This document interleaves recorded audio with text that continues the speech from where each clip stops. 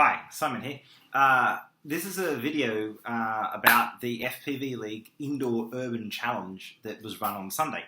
All of the video footage you're about to see, that you're watching right now, was shot by Ben Drew, and he's kindly let me use it to show you what the course was like. So, the Indoor Urban Challenge was shot. It was a FPVLeague racing event that I had a small part to play in. I helped do the video at the start, and I marshalled for the practice, and I also competed, although I got 0 points, so but it was a really good event, and props to the FPVLeague guys who organised it, especially Tom Greer and all the people who helped him out.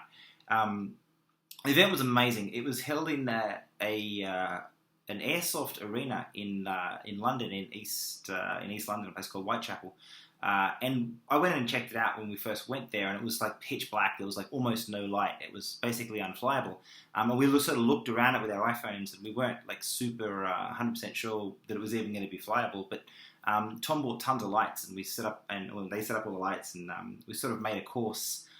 We made two courses. The first course we made involved going up the stairs and then sort of hanging a hard right, a bit tighter than you'd imagine the top of your stairs in a house.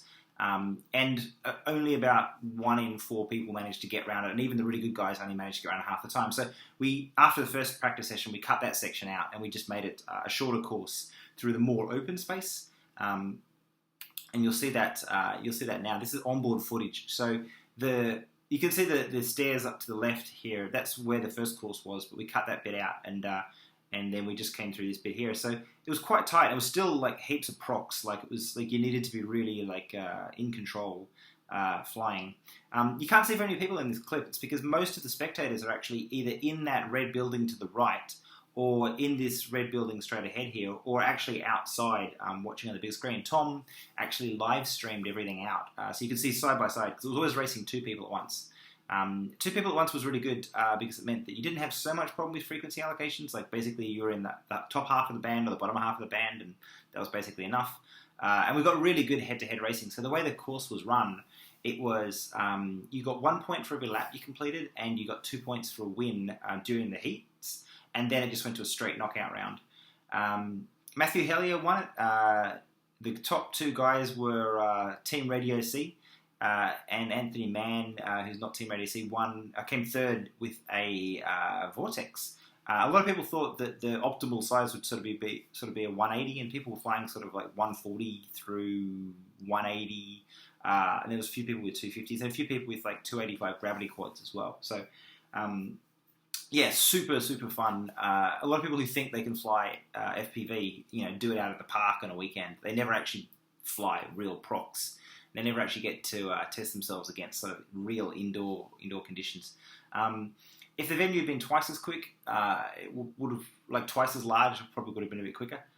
People were really, except for the last 3 or 4 races when the really, really good guys were racing, everybody was basically like, just get around, it'll be good, just get around and get some points. But once you got to the last 3 or 4 races, the guys really were just ragging it, just on the edge, And I think as the skill level of everybody who's flying improves, we'll see more of that sort of like wingtip to wingtip racing. There was a ton of cool photographs and ton of media that's going to come out over the next couple of days as people basically get all of their videos off the SD cards and upload them to YouTube. So keep your eye out for it. If you're interested in this kind of racing, FPVLeague is going to do more of them in London. The thing to do is to go to fpvleague.co.uk and put your put your email in the mailing list. The slots, there was 38 slots originally, and they sold out in 24 hours, and then Tom added a few more, and a few people had to drop out. So the goal was to hit about 32 pilots, and we hit 32 pilots, so it was basically perfect. But yeah, demand was really, really high. The sponsorship was amazing. Thanks to Hobby King, Radio C, and Rotor Geeks for sponsoring the event too. It made it run so smoothly because there was no hassles about having to collect money from people in advance. All the cash money that people brought to the event was actually just for the prize money. I think the top prize was worth something like £420 or something. So really good prizes for the people who came 1, 2, and 3 as well. So yeah, FPVLeague Indoor Urban event, awesome event. Can't wait for the next one.